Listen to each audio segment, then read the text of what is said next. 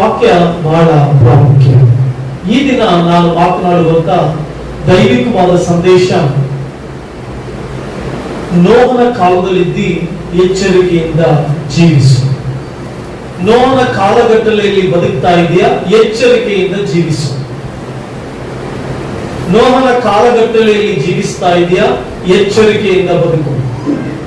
ನೋಹನ ಕಾಲಘಟ್ಟದಲ್ಲಿ ಬದುಕ್ತಾ ಇದೆಯಾ? ನಿನ್ನ ಕುಟುಂಬವನ್ನ ಎಚ್ಚರಿಕೆಯಿಂದ ಕಾಪಾಡಿಕೊ. ನೋಹನ ಕಾಲಘಟ್ಟದಲ್ಲಿ ಜೀವಿಸ್ತಾ ಇದೆಯಾ? ನಿನ್ನ ಮಕ್ಕಳನ್ನ ಎಚ್ಚರಿಕೆಯಿಂದ ಕಾಪಾಡಿಕೊ.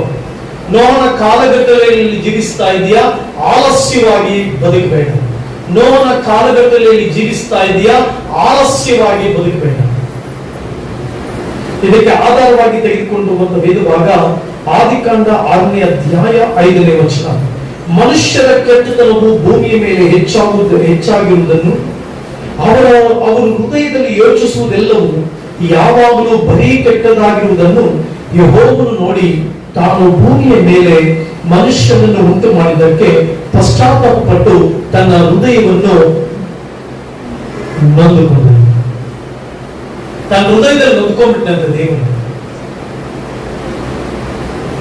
ಆದಿಕಾಂಡ 6ನೇ ಅಧ್ಯಾಯ 5ನೇ ವಚನಕ್ಕೆ ನಾವು ಬರುವಾಗ ಅಲ್ಲಿ ಸ್ಪಷ್ಟವಾಗಿ ಒಂದು ವಚನ ಬರೆಯಲ್ಪಟ್ಟಿದೆ. ನೋಹನ ಕಾಲಘಟ್ಟದಲ್ಲಿ ಜನರು ಕೆಟ್ಟು ಹೋಗಿದ್ರು.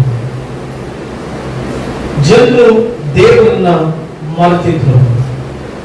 ಜನರು ದೇವರ ಪ್ರಸನ್ನತೆಯನ್ನ ಆಲಸ್ಯ ಮಾಡಿದ್ರು.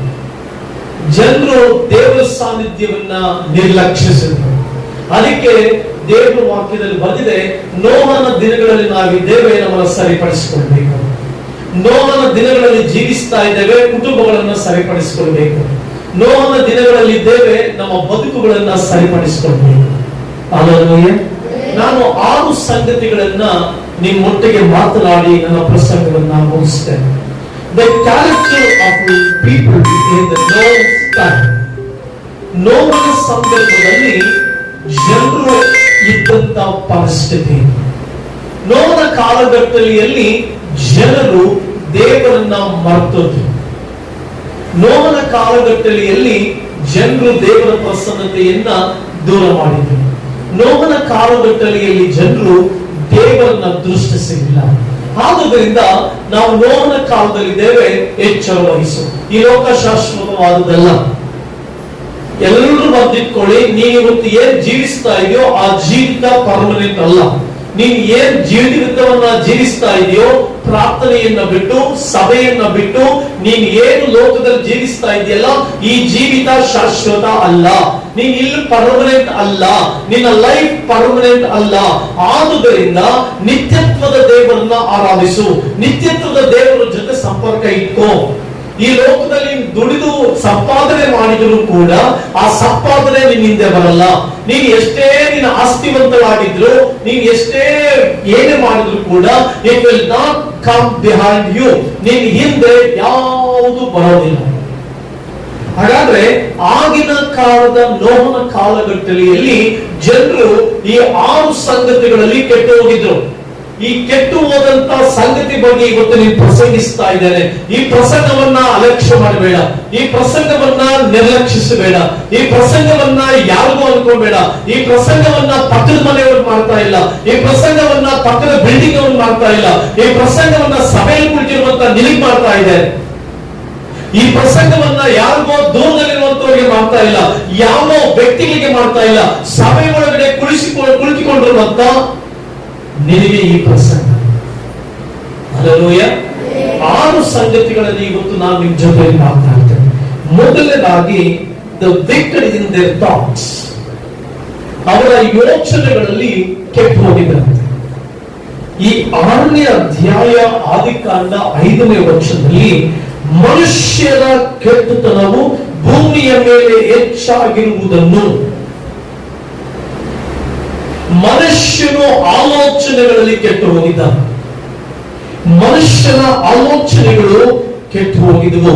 Evil thinking become normal. ಅಂದ್ರೆ ಭಯವಿರಲಿಲ್ಲ. ಕೆಟ್ಟದ್ದು ಯೋಚನೆ ಮಾಡಲಿಕ್ಕೆ ಜನರಲ್ಲಿ ಭಯ ಇರಲಿಲ್ಲ. ಮನಸಾಕ್ಷಿ ಸತ್ತು ಹೋಗಿತ್ತು. ಮನಸಾಕ್ಷಿ ಜೀವಂತವಾಗಿರಲಿಲ್ಲ.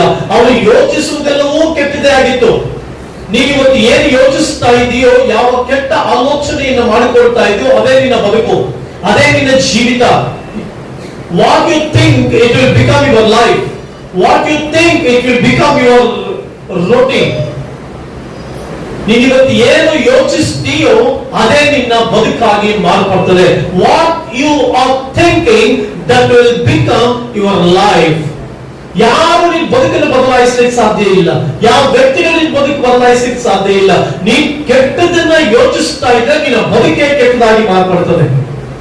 ಅವತ್ತಿನ ನೋವನ ಕಾಲಘಟ್ಟದಲ್ಲಿ ಜನರು ಯೋಚಿಸುವುದೆಲ್ಲ ಕೆಟ್ಟದಾಗಿತ್ತು, ಆದ್ದರಿಂದ ಅವರ ಬದುಕು ಕೆಟ್ಟದಾಗಿ ಮಾರ್ಪಡಿತು, ಅವರ ಜೀವಿತ ಕೆಟ್ಟದಾಗಿ ಮಾರ್ಪಡಿತು, ಅವರ ಆಲೋಚನೆಗಳೆಲ್ಲ ಕೆಟ್ಟು ಹೋಯಿತು.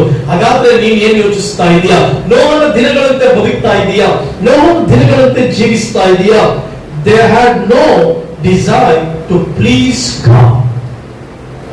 ನೋವನ ಕಾಲಘಟ್ಟದಲ್ಲಿ ಅವರ ಮನಸ್ಸು ಕೆಟ್ಟು ಹೋಗಿದ್ದರಿಂದ, ಅಮ್ಮ ನಿನ್ನ ಯೋಚನೆಗಳು ಯಾವ ರೀತಿ ಇದೆ, ನಿನ್ನ ಆಲೋಚನೆಗಳು ಯಾವ ರೀತಿ ಇದೆ, ನಿನ್ನ ಒಳಗಿನ ಯೋಚನೆಗಳು ಕೆಟ್ಟೋಗಿದೆಯಾ, ನಿನ್ನ ಒಳಗಿನ ಯೋಚನೆಗಳು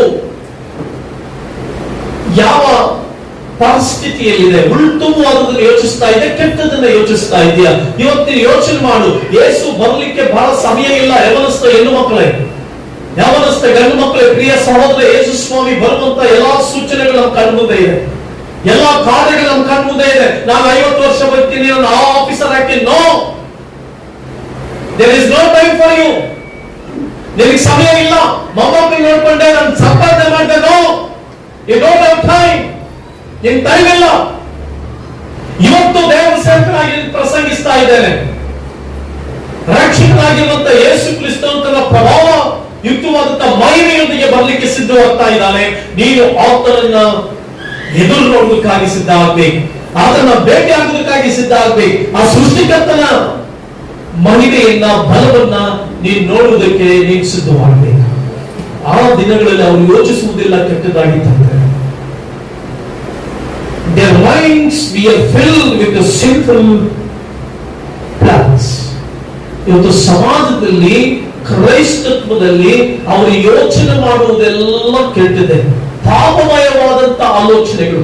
ಇನ್ನೊಬ್ಬರಿಗೆ ನಾನು ಹೇಗೆ ಕೆಟ್ಟದ್ದು ಮಾಡ್ಲಿ, ಅತ್ತೆ ಸೊಸೆ ಸರಿ ಹೋಗ್ಬೇಕಾಗಿತ್ತು, ಇನ್ನು ಚಿಕ್ಕ ಮಕ್ಕಳಂತೆ ಜಗಳ ಮಾಡ್ಕೊಂಡ ಇದ್ದೀರಿ. ಯೇಸು ಬಂದಾಗ ಕೈ ಕೊಟ್ಟರೆ ಏನ್ ಮಾಡ್ತೀಯ?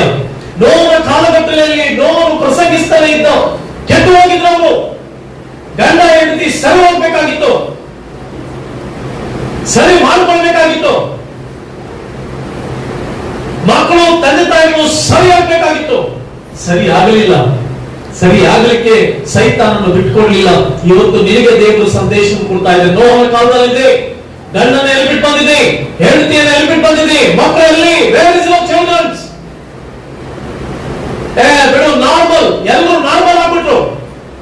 ನಾರ್ಮಲ್ ಜೀವನ. ಕೆಟ್ಟ ಯೋಚಿಸುವುದೆಲ್ಲ ಕೆಟ್ಟಿದ್ದೆ, ಕೆಟ್ಟದ್ದು ಯೋಚಿಸುವುದು ನಾರ್ಮಲ್ ಆಯ್ತು. ದೇವರ ಸಭೆಗೆ ಬರುವುದು ಬರದೆ ಹೋದ್ರು ಪರವಾಗಿಲ್ಲ, ನಡೀತೆ ಬಿಡು. ಚರ್ಚಿಗೆ ಬರದೆ ಹೋದ್ರೆ ಕೈ ಬಿಡಲ್ಪಟ್ರೆ ಸೈತಾನನು ನಿನ್ನ ಜೀವಿತವನ್ನ ಹಾಳು ಮಾಡಾಕ್ತಾನೆ. ಇವತ್ತು ದೇವರ ಆಲಯವನ್ನ ನೀವು ಯೋಚನೆ ಮಾಡ್ತಾ ಇದೆಯಾ? ಚರ್ಚ್ ಹೋದ್ರೆ ನಡೆಯುತ್ತೆ ಬಿಡು, ದೇವರ ಆಲಯಕ್ಕೆ ಹೋಗದೆ ಹೋದ್ರೆ ನಡೆಯುತ್ತೆ ಬಿಡು, ಪ್ರಾರ್ಥನೆಗೆ ಹೋಗದೆ ಹೋದ್ರೆ ನಡೆಯುತ್ತೆ ಬಿಡು, ದೇವರನ್ನ ಸ್ತುತಿಸದೆ ಹೋದ್ರೆ ನಡೆಯುತ್ತೆ ಬಿಡು ಅನ್ಕೊಂಡಿದ್ಯಾ? ಸೈತಾನನ ಕೈ ಬಿಡಲ್ಪಟ್ರೆ ಸೈತಾನು ನೀನು ಉಂಟು ಮಾಡಲಾಗಿತ್ತು ಲೋಕದಲ್ಲಿ. ಆ ರೀತಿಯಾದಂತ ಒಂದು ಸನ್ನಿವೇಶಗಳು ಲೋಕಕ್ಕೆ ಬರಲಿಕ್ಕಿದೆ, ಪ್ರಪಂಚಕ್ಕೆ ಬರಲಿಕ್ಕಿದೆ. ತಿದ್ದಿ ಸರಿಪಡಿಸ್ಕೊ ಇವತ್ತು ನಿನ್ನ ಜೀವಿತವನ್ನ.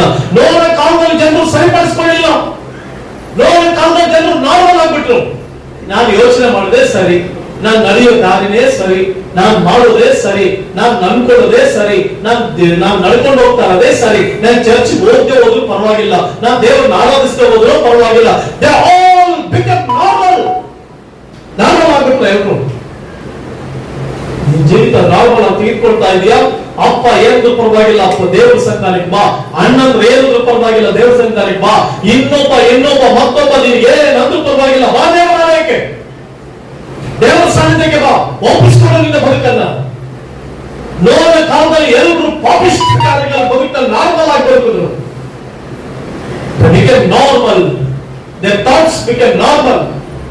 ಹಾಗಾದ್ರೆ ಈ ಜೀವಿತದಲ್ಲಿ ಅವತ್ತಿನ ದಿನಗಳಲ್ಲಿ, ನೋವಿನ ದಿನಗಳಲ್ಲಿ ಜನರು ಯೋಚಿಸುವುದೆಲ್ಲ ಕೆಟ್ಟದ್ದೇ ಆಗಿತ್ತು, ಯೋಚನೆ ಮಾಡೋದೆಲ್ಲ ಕೆಟ್ಟದಾಗಿತ್ತು, ಅವರು ಥಿಂಕ್ ಮಾಡೋದೆಲ್ಲ ಕೆಟ್ಟದಾಗಿತ್ತು. ಇವತ್ತು ನಿನ್ನ ಯೋಚನೆಗಳು ಯಾವ ರೀತಿ ಇದೆ?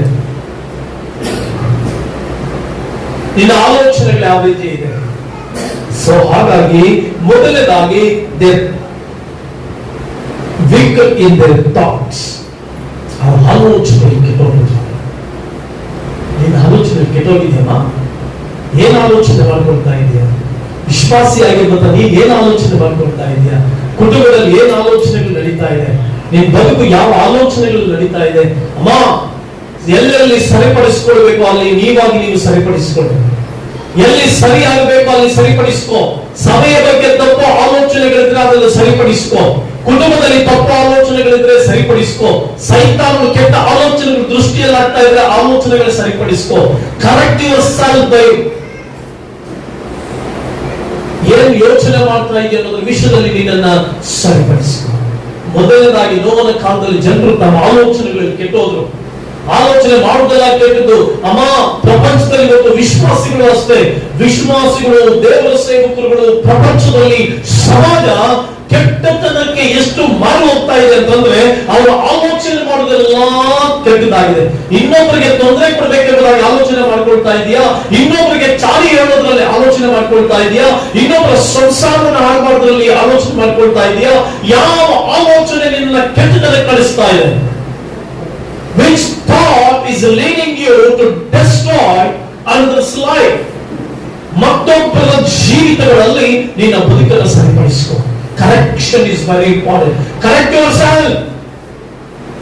ಸರಿಪಡಿಸಿಕೋ ಸಹೋದರಿ, ಸರಿಪಡಿಸಿಕೋ ಸಹೋದರ. ನಿನ್ನ ಆಲೋಚನೆಗಳು ಯಾವ ರೀತಿ ಇದೆ ಇವತ್ತು? ದುಷ್ಟರ ಆಲೋಚನೆ ಎಲ್ಲಿದೆಯಾ? ದೇವರ ವಾಕ್ಯದಲ್ಲಿ ಬರ್ತದೆ ಯಾವ ದುಷ್ಟರ ಆಲೋಚನೆ ಇದ್ದ ನಡೆಯದೆ. ನೀನೇ ದುಷ್ಟ ಆಲೋಚನೆಗಳು ಮಾಡ್ಕೊಳ್ತಾ ಇದೆಯಾ? ಮತ್ತೆ ಇನ್ನೊಬ್ಬರಿಗೆ ದುಷ್ಟ ಆಲೋಚನೆ ಕೊಡ್ತಾ ಇದೆಯಾ? Be careful. ನಿನ್ನ ಆಲೋಚನೆ ಸರಿ ಇರಬೇಕು. ನಿನ್ನ ಆಲೋಚನೆ ಉತ್ತಮವಾಗಿರ್ಬೇಕು. ನಿನ್ನ ಆಲೋಚನೆ ಸಭ್ಯತೆ ಇಡುವುದಾಗಿರ್ಬೇಕು. ನಿನ್ನ ಆಲೋಚನೆ ಉತ್ತಮವಾಗಿರ್ಬೇಕು. ನಿನ್ನ ಆಲೋಚನೆ ಮತ್ತೊಬ್ಬರಿಗೆ ಸಹಾಯ ಮಾಡುವಂತದ್ದಾಗಿರ್ಬೇಕು. ನಿನ್ನ ಆಲೋಚನೆ ಮತ್ತೊಬ್ಬರನ್ನ ಕಟ್ಟುವಂತದ್ದಾಗಿರ್ಬೇಕು. ನಿನ್ನ ಆಲೋಚನೆ ಮತ್ತೊಬ್ಬರಿಗೆ ಆದರಣೆ ಕೊಡುವಂತದ್ದಾಗಿರ್ಬೇಕು. ನಿನ್ನ ಆಲೋಚನೆ ಮತ್ತೊಬ್ಬರ ಜೀವಿತಗಳಿಗೆ ಸಮಾಧಾನ, ಸಂತೋಷ ಕೊಡುವಂತ ಆಲೋಚನೆಗಳಾಗಿರ್ಬೇಕು. Be very careful, be very careful. ಪ್ರಿಯ ಸಹೋದರ ಸಹೋದರಿ, ಎರಡನೇದಾಗಿ ವೈಲೆಂಟ್ ಅಂಡ್ ಕ್ರೂಯಲ್. 6:11 ಬಂದಿದೆ, ಭೂಲೋಕದವರು ದೇವರ ದೃಷ್ಟಿಗೆ ಕೆಟ್ಟು ಹೋಗಿದ್ದರು, ಅನ್ಯಾಯವು ಲೋಕವನ್ನು ತುಂಬಿಕೊಂಡಿದ್ದಾರೆ. ಅನ್ಯಾಯವು ಲೋಕವನ್ನ ತುಂಬಿಕೊಂಡಿದೆ.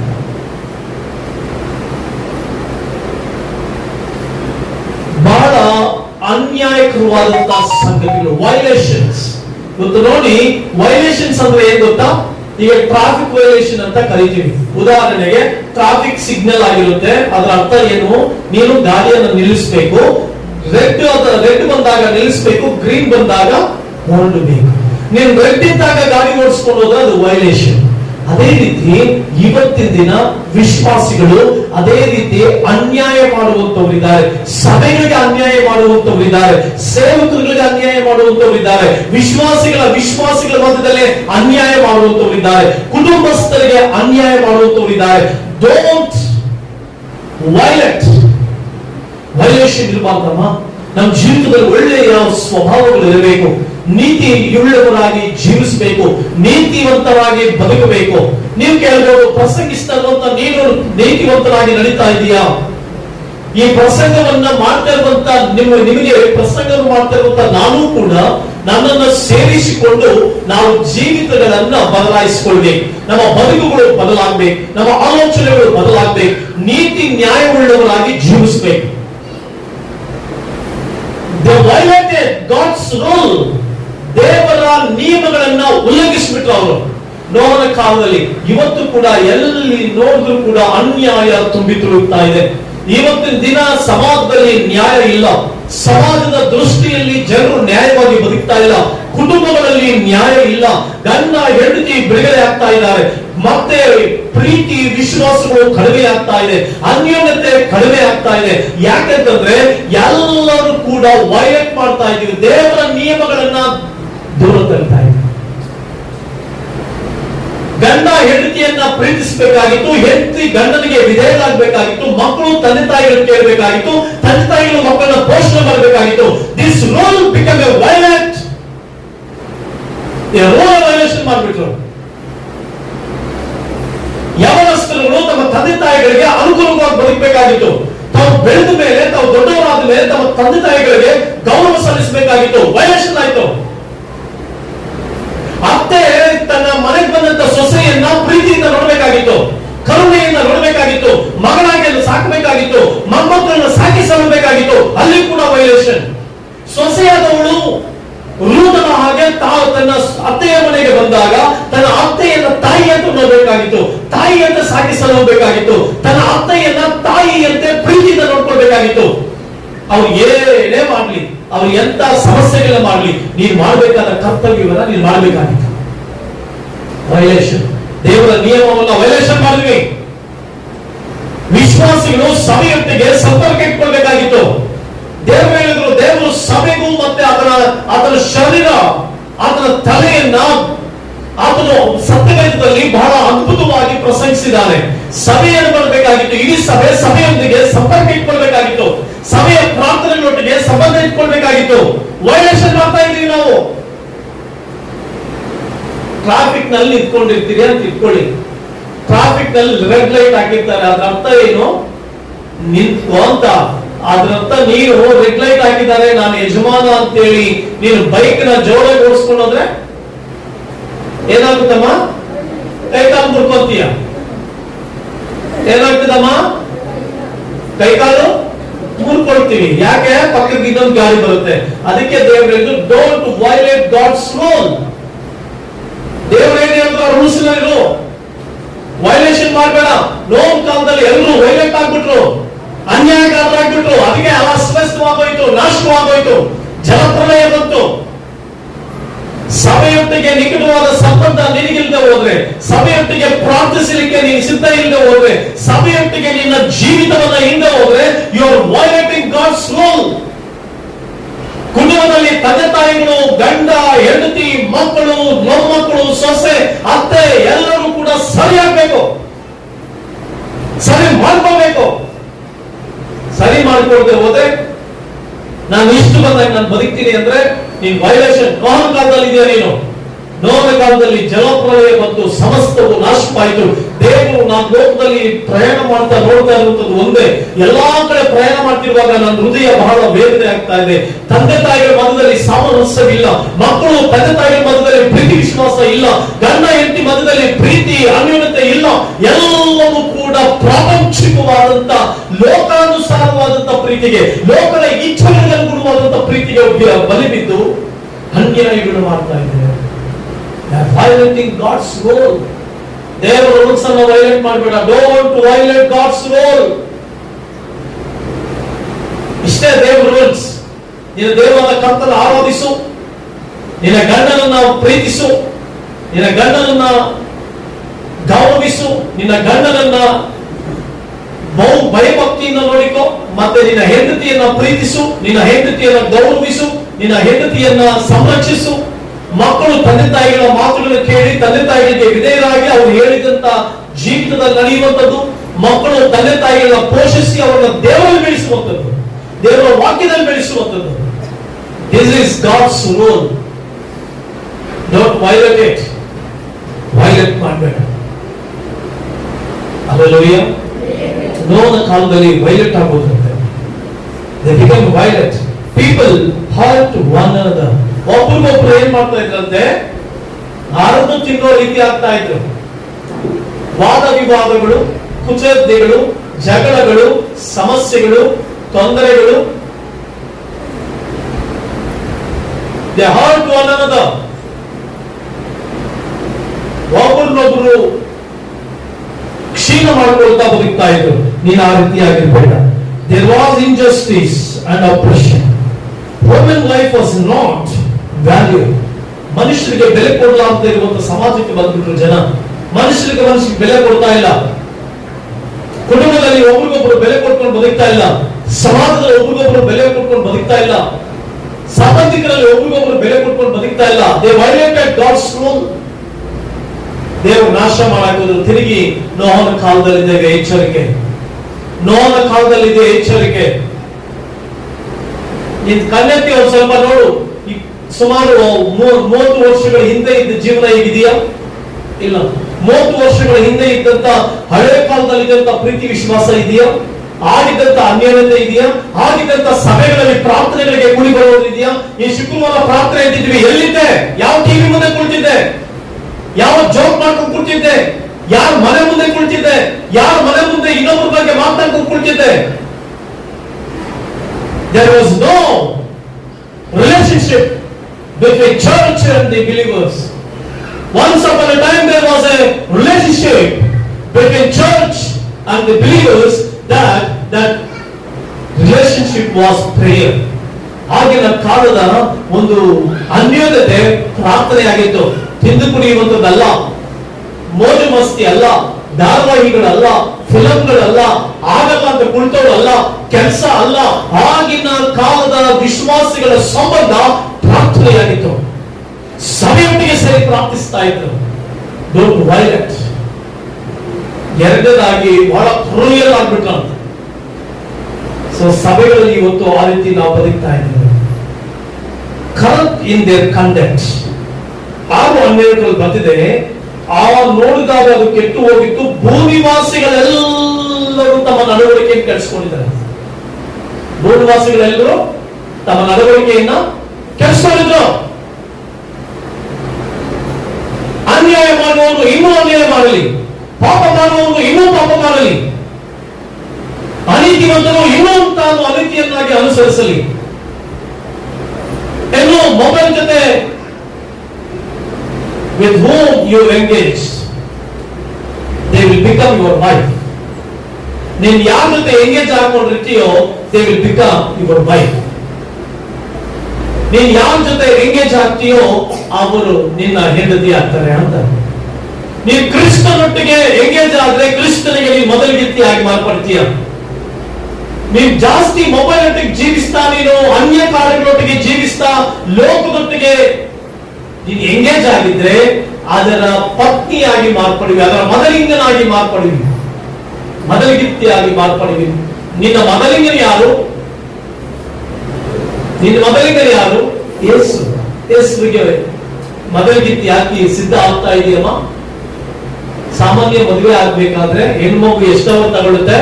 ಹೆಣ್ಮಗು ರೆಡಿ ಆಗ್ಬೇಕಂದ್ರೆ ಬಣ್ಣ ಫಸ್ಟ್ ಒಂದು ಬಳ್ಕೊಬೇಕು, ಫಸ್ಟ್ ಮುಖ ಎಲ್ಲ ಚೆನ್ನಾಗಿ ತೊಳಿಬೇಕು, ನೀಟಾಗಿ ತೊಳಿಬೇಕು, ಅಲ್ಲಲ್ಲಿ ಗುಳ್ಳೆಗಳಿದ್ರೆ ತೆಗಿಬೇಕು, ಅದ್ರ ಮೇಲೆ ಒಂದು ಪೇಂಟು, ಅದು ಸಾಕಾಗಲ್ಲ ಅಂತ ಇನ್ನೊಂದು ಪೇಂಟು, ಅದು ಸಾಕಾಗಲ್ಲ ಅಂತ ಇನ್ನೊಂದು ಪೇಂಟು, ಹಾಗೆ ಒಂದು 10-12 ಹಾಕಿ ಕೊನೆಗೆ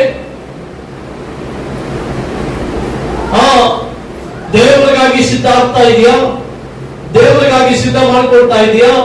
ನಿನ್ನ ಗುಣಗಳನ್ನ ಸಿದ್ಧ ಮಾಡ್ಕೊಳ್ತಾ ಇದೆಯಾ? ನಿನ್ನ ಬದುಕನ್ನ ಸಿದ್ಧ ಮಾಡ್ಕೊಳ್ತಾ ಇದೆಯಾ? ನಿನ್ನ ಕ್ಯಾರೆಕ್ಟರ್ ಗಳನ್ನ ಬದಲಾವಣೆ ಮಾಡ್ಕೊಳ್ತಾ ಇದೆಯಾ? ನಿನ್ನ ಗುಣಗಳನ್ನ ಬದಲಾವಣೆ ಮಾಡ್ಕೊಳ್ತಾ ಇದೆಯಾ? ಅಮ್ಮ,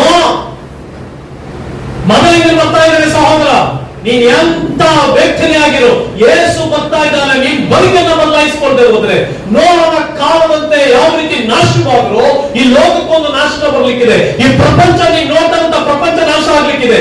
ನೀನ್ ನೋಡ್ತಾ ಇದೆಯಲ್ಲ ಎಷ್ಟು ಸುಂದರವಾಗಿದೆ ಈ ಪ್ರಪಂಚ ಅಂತ. It will destroy. ದೇವರು ನಾಶ ಮಾಡಾಕ್ತಾನೆ ಕಂಪ್ಲೀಟ್. ನಿನ್ ಬದುಕಿನಲ್ಲಿ ಮೂರನೇದಾಗಿ ನೋವಿನ ಕಾಲಘಟ್ಟದಲ್ಲಿ corrupt in their conduct. Moral values were destroyed. ಒಳ್ಳೆ ಉತ್ತಮವಾದ ನಡವಳಿಕೆ ನಾಶವಾಗಿದೆ. ಉತ್ತಮವಾದ ನಡವಳಿಕೆ ನಾಶವಾಗಿ ಹೋಯಿತು. ಉತ್ತಮವಾದಂತ ಆಲೋಚನೆಗಳು ನಾಶವಾಗಿ ಹೋಯಿತು.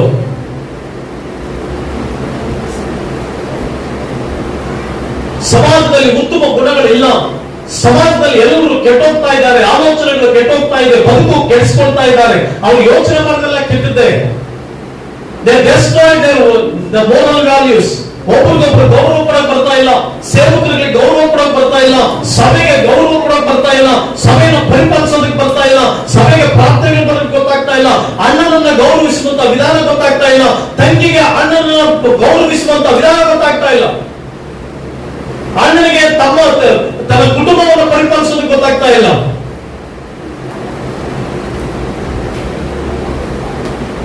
ಕ್ರಿಸ್ತನಲ್ಲಿ ಪ್ರಿಯ ದೇವರ ಮಕ್ಕಳೇ, ಇವತ್ತು ಈ ಪ್ರಸಂಗವನ್ನು ಅಲ್ಲಗಡಿದ್ರೆ, ಇವತ್ತು ಈ ವಾಕ್ಯವನ್ನು ಅಲ್ಲಗಡಿದ್ರೆ, ಇವತ್ತು ಈ ಸಂಗತಿಯನ್ನ ನೀನು ಅಲ್ಲಗಡಿದ್ರೆ, ನಿನ್ನ ಜೀವಿತದಲ್ಲಿ ಇನ್ನೆಂದಿಗೂ ಕೂಡ ದೇವರ ಮಹಿಮೆಯನ್ನು ಕಾಣಲಿಕ್ಕೆ ಸಾಧ್ಯ ಇಲ್ಲ.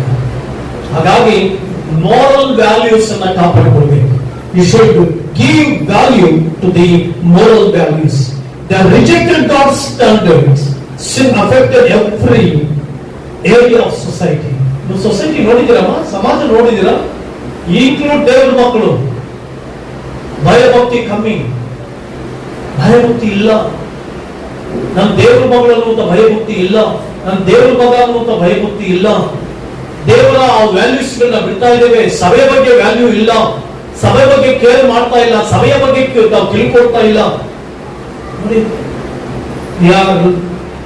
ಮೂರನೇದಾಗಿ ಕರಪ್ಟ್ ಇನ್ ದೇರ್ ಕಂಡಕ್ಟ್.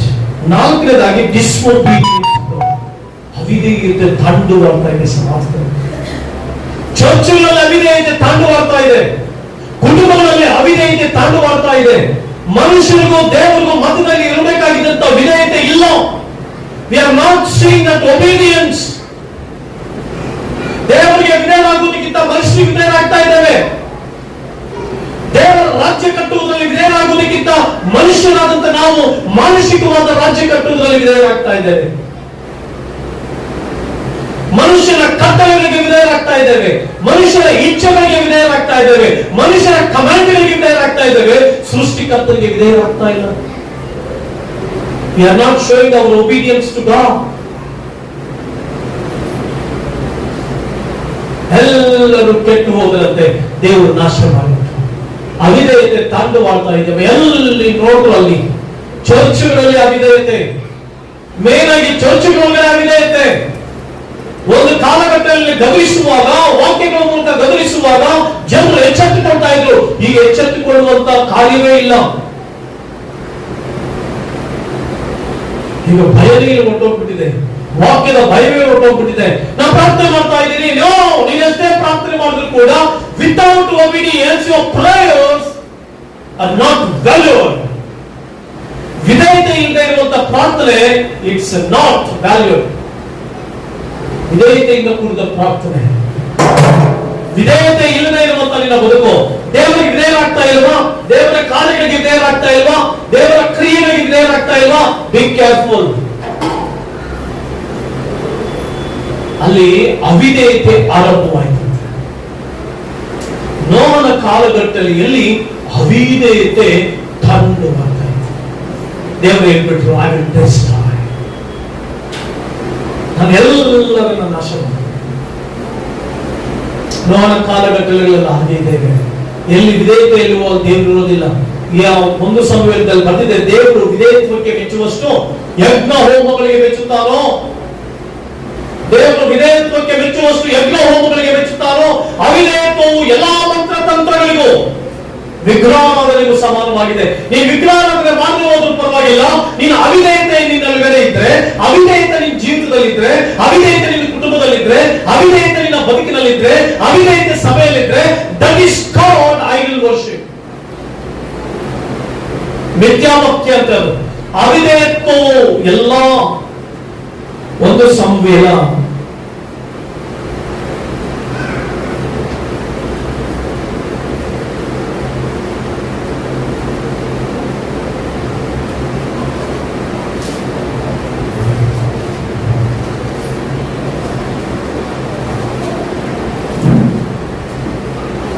ನಮ್ಮ ಸತ್ಯವೇದಗಳ ಒಂದು ಸಂವೇದಕ್ಕೆ ತಿಳಿಸುತ್ತದೆ.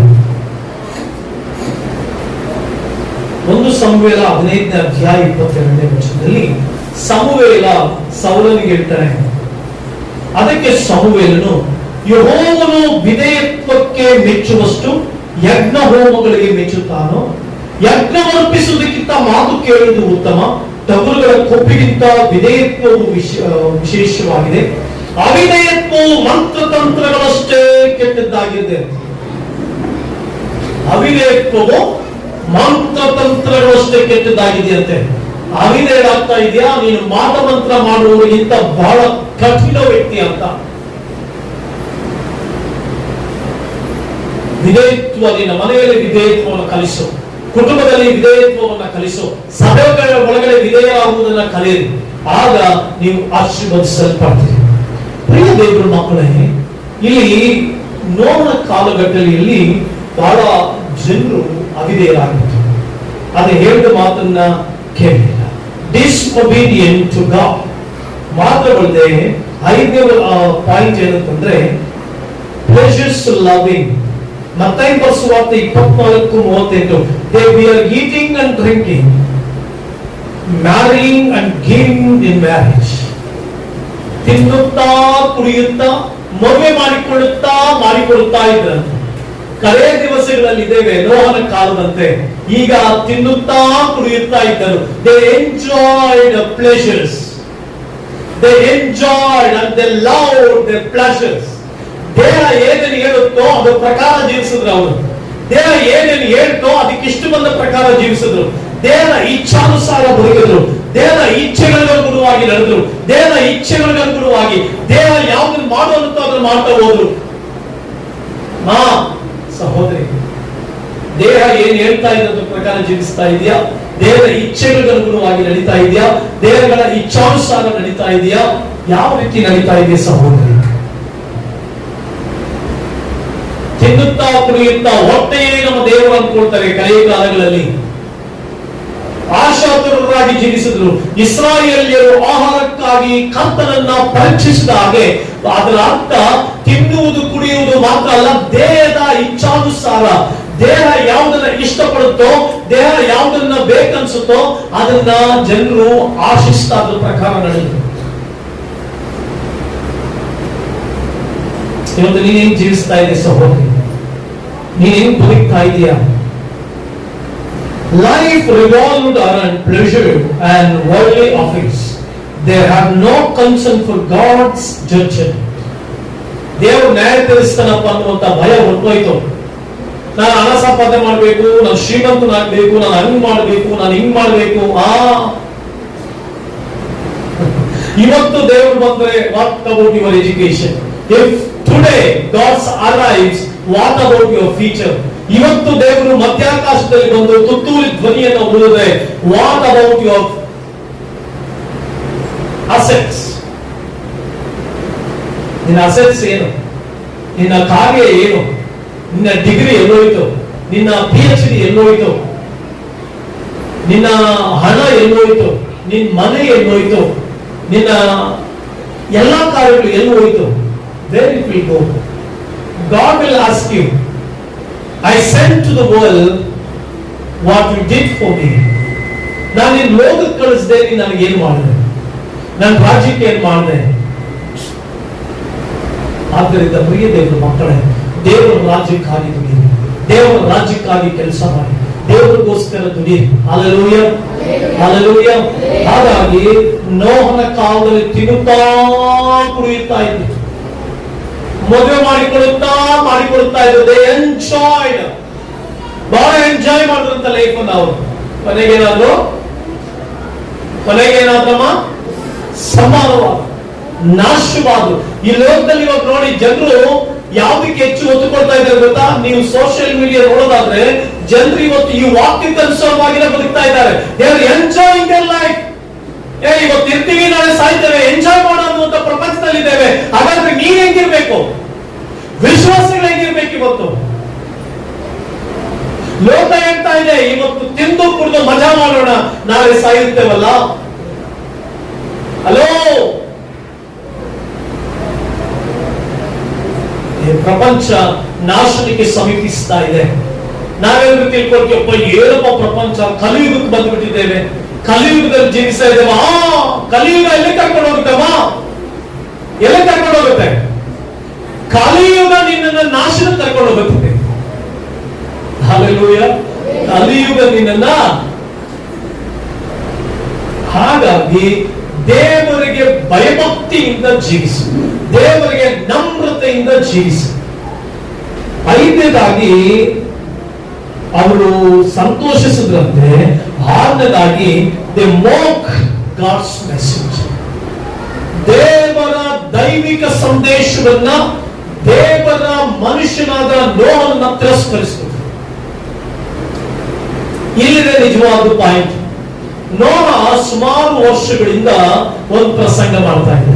ನೋಹ ಏನಂತ ಪ್ರಸಂಗ ಮಾಡ್ತಾ ಇದ್ದ? ಮಳೆ ಬರುತ್ತೆ, ಪ್ರವಾಹ ಬರುತ್ತೆ, ನಾಶವಾಗುತ್ತೆ, ಆದ್ರಿಂದ ನಾವೇನ್ ಕಟ್ತಾ ಇದ್ದೀನಿ ಅಂತ ಪ್ರಸಂಗ ಮಾಡ್ದ. ನಾವೇನ್ ಕಟ್ತೀನಿ ಅಂತ ಪ್ರಸಂಗ ಮಾಡ್ತಾ ಮಾಡ್ತಾ ಮಾಡ್ತಾ ಮಾಡ್ತಾ ಸುಮಾರು ವರ್ಷಗಳು ಕಳೆದೋಯ್ತು. ಬಹಳಷ್ಟು ವರ್ಷಗಳು ಕಳೆದೋಯ್ತು. ಜನ ಎಲ್ಲ ತಿಳ್ಕೊಂಡ್ರು, ಇವನು ಹೇಳೋದೆಲ್ಲ ಬರೀ ಸುಳ್ಳು, ಇವನು ಹೇಳೋದೆಲ್ಲ ಬರೀ ಸುಳ್ಳು. ಎಷ್ಟು ನೂರಾರು ವರ್ಷಗಳಾಯ್ತು, ಮಳೆನೇ ಕಾಣ್ಲಿಲ್ಲ, ನಾವು ಬರೀ ಮಂಜಿನಲ್ಲಿ ಬೆಳೀತಾ ಇದೀವಿ, ಇವನು ನೋಡಿದ್ರೆ ಪ್ರವಾಹ ಬರುತ್ತೆ ಅಂತ ಪ್ರಸಂಗ ಮಾಡ್ತೇನೆ ಅಂತ ನೆಗ್ಲೆಕ್ಟ್ ಮಾಡೋದು. They neglected Noah's message. ನೋಹನ ಮೆಸೇಜ್ ಅನ್ನ ನೆಗ್ಲೆಕ್ಟ್ ಮಾಡೋದು. ಪ್ರತಿದಿನ ನೋಹ ಎದ್ದೋದು, ಮನೆಯವ್ರನ್ನು ರೆಡಿ ಮಾಡಬೇಕು, ಜನರನ್ನು ರೆಡಿ ಮಾಡಬೇಕು. ಜನರ ಹತ್ರ ಹೋಗಿ ಹೇಳ್ತಾರೆ, ನೋಡಪ್ಪ ದೇವರು ನಮ್ಗೆ ಹೇಳಿದ್ದಾರೆ, ನಾವೇ ಕಟ್ಟಬೇಕು ಅಂತ, ಮಳೆ ಬರುತ್ತೆ. ಒಂದನೇ ದಿನ ಎಲ್ರಿಗೂ ತಮಾಷೆ ಮಾಡಿದ್ರು, ಏನೋ ಮಳೆ ಬರುತ್ತೆ ಅಂತಾನೆ ಅಂತ ತಮಾಷೆ ಮಾಡಿದ್ರು. ಎರಡನೇ ದಿನ ಹೇಳ್ದ, ತಮಾಷೆ ತಗೊಂಡ್ರು. ಮೂರನೇ ದಿನ ಹೇಳ್ದ, ತಮಾಷೆ ತಗೊಂಡ್ರು. ಒಂದು ವರ್ಷ ಹೇಳ್ದ, ತಮಾಷೆ ತಗೊಂಡ್ರು. 100 ವರ್ಷ ಹೇಳ್ದ, ತಮಾಷೆ ತೆಗೆದುಕೊಂಡ್ರು. 200 ವರ್ಷ ಹೇಳ್ದ, ತಮಾಷೆಯಾಗಿ ತಗೊಂಡ್ರು. ಒಂದೆರಡು ವರ್ಷ ಅಲ್ಲ, 100 ವರ್ಷ ಹೇಳ್ತಾನೆ ಇದ್ದ. ಜನ ಎಲ್ಲ ಕಂಗೆಟ್ಟು ಹೋಗಿದ್ರು. ಜನ ಎಲ್ಲ ಇವ್ನು ಹೇಳೋದು ಬರೀ ಸುಳ್ಳು ಅನ್ಕೊಂಡ್ರು. ಜನ ಇವ್ನು ಹೇಳೋದೆಲ್ಲ ಏನೋ ಇನ್ನೇನ್ ಮಳೆ ಬರುತ್ತೆ ಅಂತ ಕೂತ್ಕೊಂಡು ಎಂಜಾಯ್ ಮಾಡಿದ್ರು. They enjoy their life. ಅವ್ರು ಎಂಜಾಯ್ ಮಾಡ್ತಾ ಹೋದ್ರು. 10 ವರ್ಷದಿಂದ ಯೇಸು ಬರ್ತಾನೆ ಅಂತ ಇದ್ದಾರೆ, 20 ವರ್ಷದಿಂದ ಬರ್ತಾ ಇದ್ದಾರೆ, 2000 ವರ್ಷಗಳಿಂದ ಯೇಸು ಬರ್ತಾನೆ ಯೇಸು ಬರ್ತಾನೆ ಯೇಸು ಬರ್ತಾನೆ ಅಂತ ಹೇಳ್ತಾನೆ ಇದ್ದಾರೆ. ಯೇಸು ಇನ್ ಯಾವಾಗ ಬರ್ತಾನೆ ಬಿಡು, ಅಷ್ಟವರೆಗೂ let us enjoy our life ಅಂತ. ತಿನ್ನುತ್ತಾ, ಕುಡಿಯುತ್ತಾ, ಮದುವೆ ಮಾಡುತ್ತಾ, ಮಾಡಿಕೊಳ್ಳುತ್ತಾ ಈ ಲೋಕದ ಪ್ಲೆಜರ್ ನಲ್ಲೇ ಬದುಕಿ ಬಿಟ್ರು. ಅದಕ್ಕೆ ಜ್ಞಾನೋಕ್ತಿಯಲ್ಲಿ ಒಂದು ಸ್ತ್ರೀ ಬಗ್ಗೆ ಬಂದಿದ್ದಾರೆ. ಆ ಸ್ತ್ರೀ ಈ ರೀತಿ ಹೇಳ್ತಾಳೆ, ಬಾ, ನನ್ನ ಗಂಡನು ದೂರ ಪ್ರಯಾಣದಲ್ಲಿದ್ದಾನೆ, ಹುಣ್ಣಿಮೆಗೆ ಬರುತ್ತಾನೆ, ಅಲ್ಲಿಯವರೆಗೂ ಕಾಮ ವಿಲಾಸಗಳಿಂದ ಹರ್ಷ ಪಡುವ, ಸಂತೋಷಿಸುವ, ನಮ್ಮ ಲೈಫ್ ಅನ್ನ ಸಂತೋಷ ಪಡೋಣ, ಲೆಟ್ ಅಸ್ ಎಂಜಾಯ್ ಅಂತಂದ್ಲು. ಅದೇ ರೀತಿಯಾಗಿ ಯೇಸು ಸ್ವಾಮಿ ಲೋಕ ಬಿಟ್ಟು ಹೋಗ್ಬೇಕಾದ್ರೆ ಹೇಳಿದ್ರು, ಇಗೋ ನಾನು ಬೇಗ ಬರ್ತೇನೆ, ನಾನು ಬಂದು ಬಿಡ್ತೇನೆ, ಆದ್ರಿಂದ ನೀವು ಎಚ್ಚರಿಕೆಯಾಗಿದ್ರು, ಕಳ್ಳನು ಬರುವಂತೆ ಬರ್ತೇನೆ, ನೀವು ಎಚ್ಚರಿಕೆಯಾಗಿದ್ದು ನನಗಾಗಿ ಕಾಯಿರಿ ಅಂದ್ರು. ಆದ್ರೆ ಎಷ್ಟೋ ಸಾರಿ ಪ್ರಸಂಗ ಕೇಳಿಸ್ಕೊಂಡಿದ್ದೇವೆ, ಎಷ್ಟೋ ಸಾರಿ ಕೇಳಿಸ್ಕೊಂಡು ಹೆಂಗಿದೀವಿ ಅಂತಂದ್ರೆ, ಯೇಸು ಯಾವಾಗೋ ಬರ್ತಾನೆ ಬಿಡ, ಅಲ್ಲೇ ಹೋಗು, ಲೆಟ್ ಅಸ್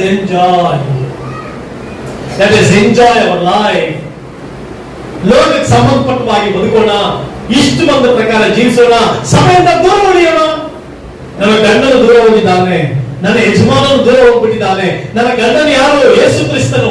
ನನ್ನ ಗಂಡನು ಯಾರು? ನನ್ನ ಮೊದಲಿಗನು ಯಾರು? ಪರಬ್ರಹ್ಮನಾದ ದೇವರು. ನನ್ನ ನಿತ್ಯ ಮೊದಲಿಗನು ಯಾರು? ನನ್ನ ರಕ್ಷಕನಾದ ಯೇಸು ಕ್ರಿಸ್ತನು.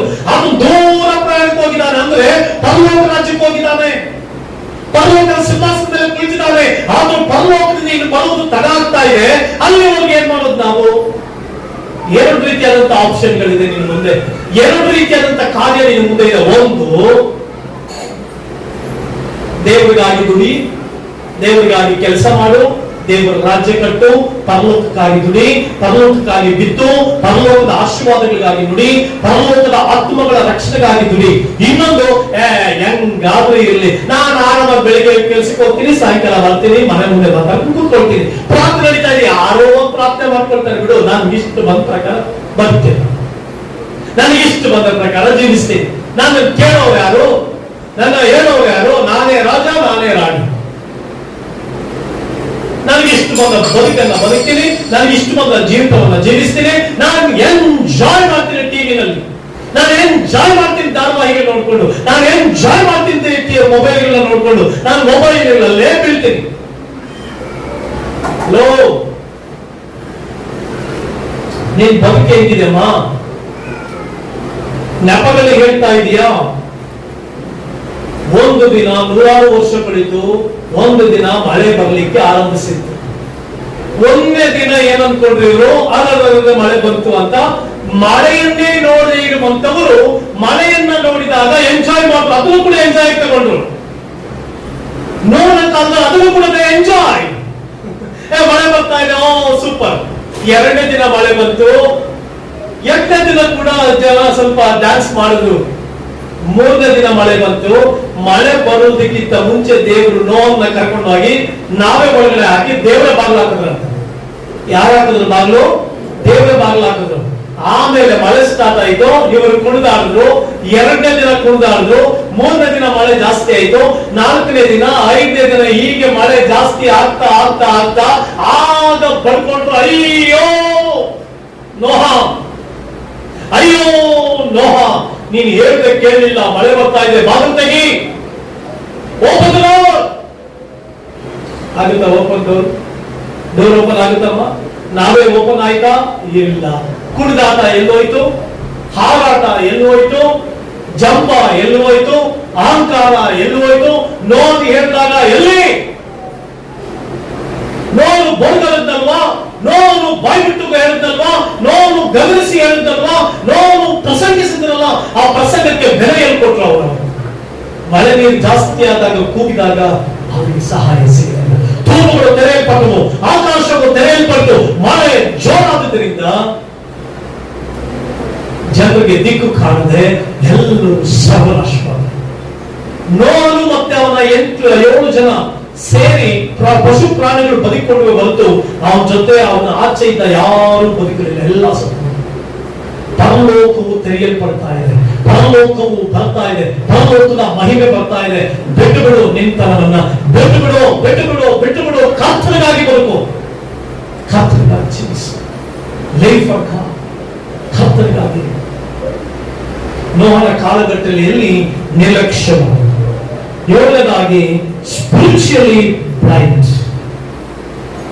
ಮತ್ತಾಯ 24:39 ಬಂದಿದೆ, they knew nothing about what would happen until the flood came. ಪ್ರವಾಹ ಬರುವುದಕ್ಕಿಂತ ಮುಂಚೆ ಏನಾಗುತ್ತೆ ಅನ್ನುವಂತ ಪರಿಜ್ಞಾನವೂ ಇರಲಿಲ್ಲ. ದೇವರು ನಿನ್ನ ಜೊತೆ ಮಾತನಾಡ್ತಾ ಇದ್ದಾನೆ. ಕುರುಡನಾಗಬೇಡ, ವಾಕ್ಯದ ವಿಷಯದಲ್ಲಿ ಕುರುಡನಾಗಬೇಡ, ವಾಕ್ಯಗಳ ವಿಷಯದಲ್ಲಿ ಕುರುಡನಾಗಬೇಡ, ಬೈಬಲ್ ವಿಷಯದಲ್ಲಿ ಕುರುಡನಾಗಬೇಡ, ಪರಲೋಕದ ವಿಷಯದಲ್ಲಿ ಕುರುಡನಾಗಬೇಡ. ಅದಕ್ಕೆ ಎಫೆಸದವರಿಗೆ ಬರೆದ ಪತ್ರಿಕೆಯಲ್ಲಿ ಪೌಲನು ಬರೀತಾನೆ, ನಮ್ಮ ಮನೋನೇತ್ರಗಳು ತೆರೆಯಲ್ಪಡಬೇಕಂತೆ. ನಿನ್ನ ಮನೋನೇತ್ರಗಳು ಇವತ್ತು ತೆರೆಯಲ್ಪಡಬೇಕು. ನಿನ್ನ ಒಳಗಿನ ಆಲೋಚನೆಗಳು ತೆರೆಯಲ್ಪಡಬೇಕು. ನಿನ್ನ ಒಳಗಿನ ಹೃದಯದ ಕಣ್ಣುಗಳು ತೆರೆಯಲ್ಪಡಬೇಕು ಸಹೋದರ ಸಹೋದರಿ. ಆದುದರಿಂದ ನೋಹನ ದಿನಗಳಲ್ಲಿ ನಾವಿದ್ದೇವೆ. ಯಾರ ದಿನಗಳಲ್ಲಿದ್ದೇವೆ? ನೋಹನ ದಿನಗಳಲ್ಲಿ. ನೋಹನ ದಿನಗಳ ಹಾಗೆ ನಾವು ಜೀವಿಸ್ತಾ ಇದ್ದೇವೆ. ನೋಹನ ಬದುಕನ್ನು ಬದುಕ್ತಾ ಇದ್ದೇವೆ. ಪ್ರಿಯ ಸಹೋದರ ಸಹೋದರಿ, ನಿನ್ನ ನನ್ನ ಜೀವಿತದಲ್ಲಿ ನೋಹನ ದಿನಗಳು ಬಹಳ ಕಠಿಣವಾದ ದಿನಗಳಾಗಿತ್ತು. ದೇವರು ನಾಶ ಮಾಡಿದಂತ ದಿನಗಳಾಗಿತ್ತು. ನಾವು ಆ ರೀತಿ ಆಗೋದು ಬೇಡ. ದೇವರಿಗೆ ಭಯಭಕ್ತಿಯಿಂದ ಜೀವಿಸೋಣವೆ, ದೇವರಿಗೆ ಮಹಿಮೆಯಿಂದ ಜೀವಿಸೋಣವೆ, ದೇವರಿಗೆ ಕಟ್ಟುನಿಟ್ಟಾಗಿ ಜೀವಿಸೋಣವೆ. ನಿನ್ನ ಆಲೋಚನೆಗಳೆಲ್ಲ ಕೆಟ್ಟದ್ದಾಗಿದ್ರೆ ದೇವರ ಕಡೆಗೆ ತಿರುಗು. ಇವತ್ತು ಕರ್ತನೆ ಹೇಳ್ತಾ ಇದ್ದಾನೆ, ರಿಟರ್ನ್ ಟು ಮೀ, ನನ್ನ ಕಡೆ ತಿರುಗು, ನನ್ನ ವಾಕ್ಯದ ಕಡೆ ತಿರುಗು, ದೇವರ ಪ್ರಸನ್ನತೆ ಕಡೆ ತಿರುಗು. ನಾಶವಾಗ್ತಾ ಇದೆ ಈ ಲೋಕ. ಈ ಲೋಕ ಶಾಶ್ವತ ಅಲ್ಲ, ಈ ಪ್ರಪಂಚ ಶಾಶ್ವತ ಅಲ್ಲ, ಪ್ರಪಂಚದಲ್ಲಿರುವ ಯಾವುದೇ ಶಾಶ್ವತವಲ್ಲ. ಕರ್ತನಿಗಾಗಿ ಜೀವಿಸೋಣವೆ, ಕರ್ತನನ್ನು ಅನುಸರಿಸಿ ನಡೆಯೋಣವೆ, ದೇವರ ಸಮಕ್ಷಮದಲ್ಲಿ ಜೀವಿಸೋಣವೆ, ದೇವರೊಟ್ಟಿಗೆ ಒಂದಾಗಿ ಬದುಕೋಣವೆ. ಆ ಕರ್ತನು ಖಂಡಿತವಾಗಿ ನಮ್ಮ ಜೀವಿತದಲ್ಲಿ ಆಶೀರ್ವದಿಸ್ತಾನೆ. ಕರ್ತನು ಈ ವಾಕ್ಯಗಳ ಮೂಲಕ ನಿಮ್ಮ ಒಬ್ಬೊಬ್ಬರನ್ನು ಆಶೀರ್ವಾದ ಮಾಡಲಿ. ಕರ್ತನ ಕೃಪಾಕಾರಗಳಿಂದ ಸಂಗಡ ಇರಲಿ, ನಿಮ್ಮ ಕುಟುಂಬದ ಸಂಗಡ ಇರಲಿ.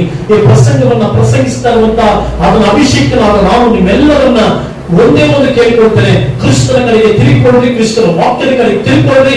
ಕೆಟ್ಟ ಯೋಚನೆಗಳಿಂದ ದೂರವಾಗಿ ಪವಿತ್ರಾತ್ಮನ ಸಹಾಯದಿಂದ ದೇವರೊಟ್ಟಿಗೆ ಜೀವಿಸ್ರಿ. ದೇವರು ಬರ್ತಾ ಇದ್ದಾನೆ. ಬದುಕನ್ನು ನಾಶ ಮಾಡಿಕೊಳ್ಬೇಡ, ನಿನ್ನ ಆತ್ಮವನ್ನ ನಾಶ ಮಾಡಿಕೊಳ್ಬೇಡ, ನಿನ್ನ ಜೀವಿತವನ್ನ ನಾಶ ಮಾಡಿಕೊಳ್ಬೇಡ. ಕ್ರಿಸ್ತನೊಟ್ಟಿಗೆ ಜೀವಿಸ್ತಾ ಕ್ರಿಸ್ತನಿಗೆ ಮಹಿಮೆಯಾಗಿ ಜೀವಿಸುವುದಾಗಿ ಹೇಳ್ತಾ ಕರ್ತನ ಸಮ್ಮುಖದಲ್ಲಿ ಎಲ್ಲರನ್ನು ಆಶೀರ್ವದಿಸ್ತಾ ನನ್ನ ಪ್ರಸಂಗವನ್ನು ಮುಗಿಸ್ತೇನೆ. God bless you.